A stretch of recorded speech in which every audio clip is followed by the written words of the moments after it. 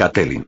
De todas las habitaciones del gran torreón de Invernalia, las cámaras de Catelyn eran las más cálidas. Rara vez tenían que encender la chimenea. El castillo se alzaba sobre manantiales naturales de agua termal, y las aguas hirvientes recorrían el interior de los muros como la sangre por el cuerpo de un hombre. Espantaban el frío de las salas de piedra y llenaban los invernaderos interiores de una humedad cálida que impedía que la tierra se congelara. En una docena de patios, los pozos abiertos humeaban día y noche. En verano nadie prestaba atención al tema. En invierno, suponía la diferencia entre la vida y la muerte. El cuarto de baño de Catelyn estaba siempre caliente y lleno de vapor, y las paredes eran cálidas. Aquel ambiente le recordaba a aguas dulces, a los días al sol con Lysa y Edmure. Pero Ned nunca había soportado el calor. Los Stark estaban hechos para el frío, le decía. Ella siempre se reía y le replicaba que, en ese caso, habían elegido el peor lugar para edificar el castillo. De manera que, cuando terminaron, Ned se dio media vuelta y se bajó de la cama como ya había hecho 1000 veces. Atravesó la habitación, descorrió los pesados cortinajes y fue abriendo de una en una las ventanas altas y estrechas para que la cámara se llenara con el aire de la noche. El viento le azotó el cuerpo desnudo cuando se asomó a la oscuridad con las manos vacías. Catelyn se subió las pieles hasta la barbilla y lo miró. Le parecía más menudo, más vulnerable, como el joven con el que se había casado en el set de Aguas Dulces hacía 15 largos años. Sentía las ingles doloridas, el sexo había sido apasionado y apremiante. Era un dolor grato. Notaba la semilla de su esposo en su interior, y rezó para que diera fruto. Ya habían pasado 3 años desde que naciera Rickon. No era demasiado vieja, aún podía darle otro hijo. Le diré que no, decidió Ned mientras se volvía hacia ella. La preocupación se reflejaba en sus ojos, tenía una sombra de duda en la voz. No puedes, dijo Catelyn mientras se incorporaba en la cama. No puedes y no debes. Mi deber está aquí, en el norte. No quiero ser la mano de Robert. No lo va a entender. Ahora es rey, y los reyes no son como los otros hombres. Si te niegas a hacer lo que te pide querrás saber por qué, y tarde o temprano empezará a pensar que estás en su contra. ¿No comprendes que eso nos pondría en peligro a todos? Robert jamás me haría daño ni a mí ni a mi familia. Ned sacudió la cabeza rehusando aceptar esa posibilidad. Estamos más unidos que si fuéramos hermanos. Si me niego, rugirá, gritará y maldecirá, y antes de una semana nos estaremos riendo del tema juntos. Lo conozco. ¿Conocías a Robert?, replicó ella. Al rey no lo conoces de nada. Catelyn recordó a la hembra de Wargo muerta en la nieve, con el asta clavada en la garganta. Tenía que hacérselo entender. Para un rey el orgullo lo es todo, mi señor. Robert ha venido hasta aquí a verte, para otorgarte ese gran honor. No se lo puedes escupir a la cara. ¿Honor? Ned rió con amargura. A sus ojos, sí. ¿Y a los tuyos? Sí, a los míos también. Ahora ella también estaba enfadada. ¿Por qué su esposo no lo entendía? Se ofrece a casar a su hijo con nuestra hija, ¿es que eso no es un honor? Sansa podría llegar a ser reina. Sus hijos serían reyes de todo lo que hay entre el muro y las montañas de Dorne. ¿Qué tiene eso de malo?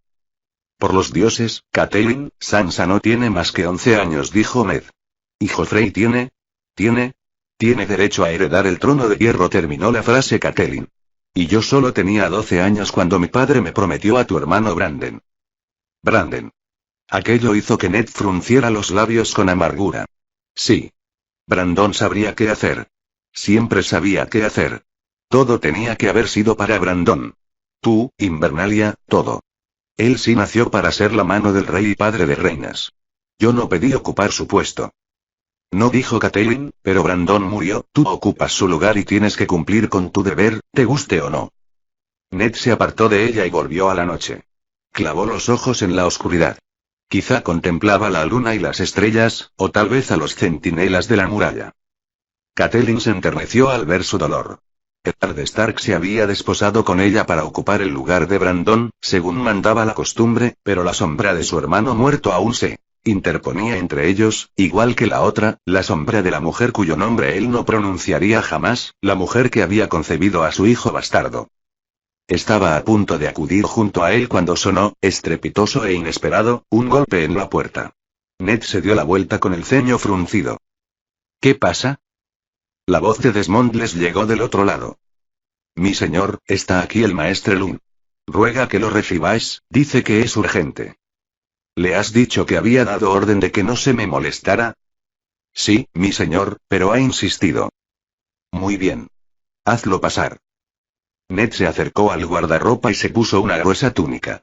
Catelyn advirtió de pronto que hacía mucho frío. Se sentó en la cama y se volvió a cubrir hasta la barbilla con las pieles. Sería mejor que cerraras las ventanas, sugirió. Ned asintió con gesto ausente. El maestre Luin entró en la habitación. Era un hombre menudo y gris. Tenía unos ojos grises y perspicaces que veían muchas cosas. El cabello, el poco que le quedaba a su edad, también era gris. Vestía una túnica de lana gris ribeteada de piel blanca, los colores de los Stark. En las grandes mangas sueltas llevaba bolsillos secretos. Luin siempre se guardaba unas cosas y sacaba otras de aquellos bolsillos. Libros, mensajes, artefactos extraños, juguetes para los niños. A Catelyn le extrañaba que pudiera levantar los brazos con todo el peso que cargaban las mangas. El maestre esperó a que la puerta se cerrara tras él para empezar a hablar. Mi señor, dijo Ned, perdonad que os moleste mientras descansáis. Me han dejado un mensaje. ¿Qué te han dejado un mensaje? Ned lo miró irritado. ¿Quién? ¿Ha llegado un jinete? No me han informado. No ha venido ningún jinete, mi señor. Se trata de una caja de madera tallada, la pusieron en la mesa de mi observatorio mientras dormitaba. Los criados dicen que no vieron a nadie, pero sin duda quien la trajo venía en el grupo del rey. No hemos recibido más visitas del sur. ¿Una caja de madera? Se interesó Catelyn. Dentro había una lente nueva para el observatorio, magnífica, por cierto. Parece de Mir. Los fabricantes de lentes de Mir no tienen rival. Una lente, gruñó Ned con el ceño fruncido. Aquellas cosas le colmaban la paciencia, y Catelyn lo sabía. ¿Y eso qué tiene que ver conmigo? Lo mismo me pregunté yo, dijo el maestre Lun.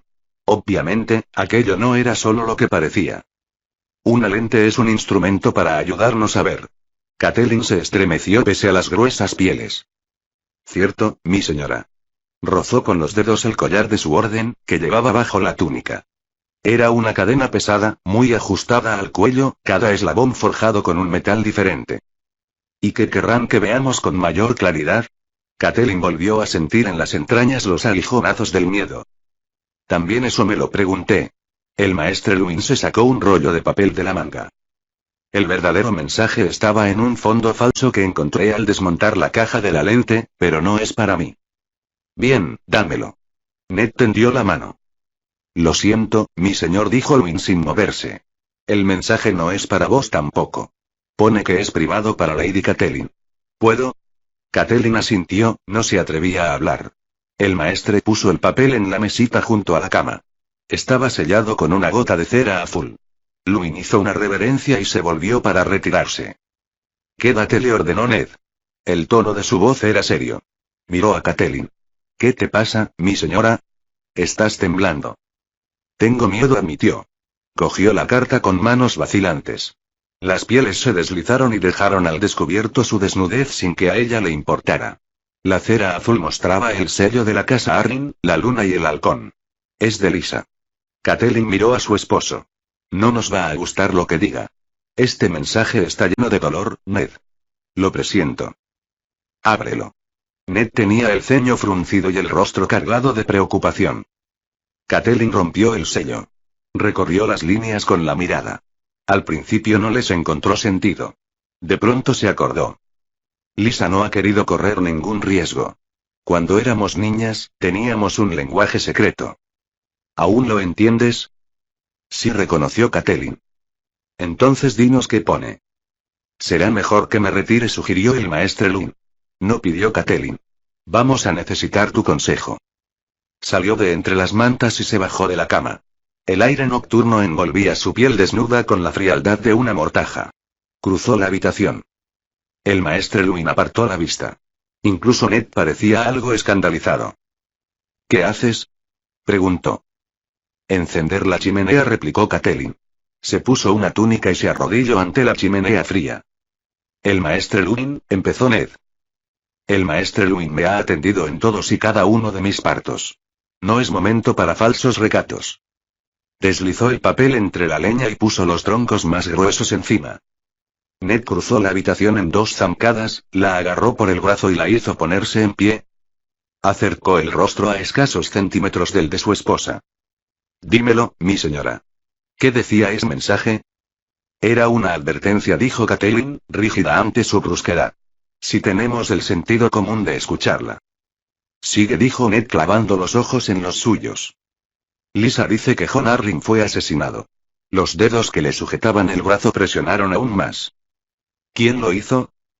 Los Lannister. La reina. Dioses, susurró Ned con voz ronca y la soltó. Le había dejado marcas rojas en la piel.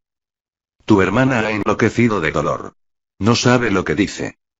Lo sabe muy bien, replicó Catelyn. Lysa es impulsiva, no lo niego, pero este mensaje lo escribió con mucho cuidado y lo ocultó para que solo lo viera yo. Sabía que, si caía en malas manos, supondría su sentencia de muerte. Si decidió correr semejante riesgo es que tiene algo más que simples sospechas. Miró a su esposo. Ahora sí que ya no podemos elegir. Tienes que ser la mano de Robert. Tienes que ir con él al sur y descubrir la verdad. Se dio cuenta al momento de que Ned había llegado a una conclusión muy diferente. Las únicas verdades que entiendo están aquí. El sur es un nido de víboras. Lo mejor es que ni me acerque. La mano del rey tiene mucho poder, mi señor. Luwin se tiró del collar en el punto donde le estaba rozando la delicada piel del cuello. Poder para descubrir la verdad acerca de la muerte de Lord Arryn, y para llevar a los asesinos ante la justicia del rey. Poder para proteger a Lady Arryn y a su hijo si todo esto es cierto. Ned miró a su alrededor, desesperado. Catelyn deseaba con toda su alma correr a abrazarlo, pero sabía que no debía hacerlo. Primero debía obtener la victoria, por el bien de sus hijos. Dices que quieres a Robert como si fuera tu hermano. ¿Abandonarías a un hermano en medio de los Lannister? Los otros se os lleven a los dos, masculló Ned, sombrío. Se apartó de ellos y volvió junto a la ventana. Catelyn no dijo nada, el maestre tampoco. Aguardaron en silencio mientras Eddard Stark se despedía interiormente del hogar que amaba. Cuando por fin se alejó de la ventana tenía la voz cansada y llena de melancolía, y un brillo húmedo en el rabillo de los ojos. Mi padre fue al sur una vez para responder a la llamada de un rey. Jamás volvió a casa. Era otra época, dijo el maestre Lun. Era otro rey. Sí, aceptó Ned con voz atona. Se sentó en una silla junto a la chimenea. Catelyn, tú te quedarás aquí, en Invernalia. Aquellas palabras azotaron como un viento helado el corazón de su esposa. No, dijo, temerosa de repente. ¿Acaso era aquel su castigo? ¿No volver a ver su rostro, no volver a estar entre sus brazos? Sí, replicó Ned con un tono que no admitía disputa. Tendrás que gobernar el norte en mi lugar mientras yo le hago los recados a Robert. Siempre tiene que haber un Stark en Invernalia. Rob ha cumplido ya 14 años, pronto será un hombre adulto. Tiene que aprender a gobernar, y yo no estaré aquí para enseñarle. Que tome parte en los consejos cuando los celebres. Debe estar preparado cuando llegue su momento. Quieran los dioses que sea dentro de muchos años, murmuró el maestre Lun. Confío en ti como si fueras de mi propia sangre, maestre Lun. Quiero que aconsejes a mi esposa en todo, en lo importante y en lo trivial. Enseña a mi hijo lo que necesita saber. Se acerca el invierno. El maestre Luwin asintió con gesto grave.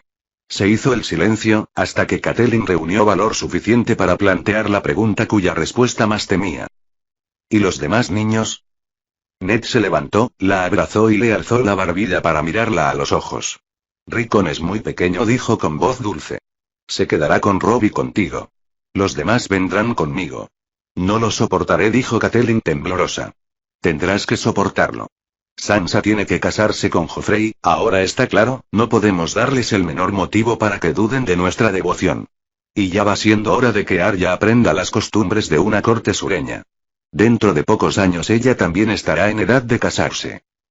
Sansa brillaría con luz propia en la corte, se dijo Catelyn para sus adentros, y bien sabían los dioses que a Arya le hacía falta refinarse un poco. De mala gana, las dejó partir en su corazón. Pero a Bran, no. A Bran, imposible. Sí, dijo. Pero por favor, Ned, por el amor que me profesas, deja que Bran se quede aquí, en Invernalia. No tiene más que 7 años. Yo tenía 8 cuando mi padre me envió como pupilo al nido de águilas, respondió Ned. Ser Rodríguez me ha contado que Rob y el príncipe Joffrey no simpatizan. Eso no es bueno. Bran puede tender un puente entre ellos. Es un niño dulce, con la risa fácil, se hace querer. Que crezca con los pequeños príncipes, que se haga amigo de ellos igual que Roberto y yo nos hicimos amigos. Así nuestra casa estará a salvo. Tenía razón. Catelyn lo sabía. Pero eso no lo hacía menos doloroso. Los iba a perder a los cuatro, a Ned, a las dos niñas y a su querido Bran. Solo le quedarían Robb y el pequeño Rickon. Ya sentía el peso de la soledad. Invernalia era un lugar tan vasto. Pero que no se acerque a los muros, dijo con valor. Ya sabes cuánto le gusta trepar a Bran. Gracias, mi señora, susurró Ned, secándole a besos las lágrimas de los ojos antes de que se derramaran. Es muy duro, lo sé. ¿Qué pasa con Jon Nieve, mi señor? Preguntó el maestre Lune. Catelyn se puso tensa al oír aquel nombre. Ned percibió su rabia y se apartó de ella. Muchos hombres tenían bastardos. Catelyn lo había sabido toda su vida. No le sorprendió descubrir que, en el primer año de su matrimonio, Ned había tenido un hijo con alguna chica a la que conoció estando en campaña. Al fin y al cabo tenía necesidades de hombre, y aquel año lo habían pasado separados. Ned guerreaba en el sur mientras ella permanecía a salvo en el castillo de su familia en Aguas Dulces. Pensaba más en Robb, el bebé que mamaba de su pecho, que en aquel marido al que apenas conocía. Si entre batalla y batalla encontraba alguna diversión, mejor que mejor. Y si su semilla daba fruto, debía ocuparse del niño, era lo que se esperaba de él. Pero hizo más que eso. Los Stark no se parecían a los demás hombres. Ned se llevó al bastardo a casa con él, y lo llamó hijo ante todo el norte. Cuando las guerras terminaron por fin y Catelyn se trasladó a Invernalia, Jon y su ama de cría ya estaban instalados allí. Aquello le dolió. Ned no hablaba de la madre del niño, no decía ni una palabra de ella, pero en el castillo no había secretos y Catelyn oía a las doncellas contar las historias que a ellas les habían relatado los soldados de su esposo. Hablaban en susurros de Ser Arthur Dayne, la espada del amanecer, el más mortífero de los 7 caballeros de la Guardia Real de Aerys, y de cómo el joven señor de Invernalia lo había matado en combate singular. Y contaban cómo luego Ned llevó la espada de Ser Arthur a la hermosa y joven hermana de este, que lo aguardaba en un castillo llamado Campo Estrella, a orillas del Mar del Verano. Lady Asara Dayne, alta, rubia, con ojos hechiceros color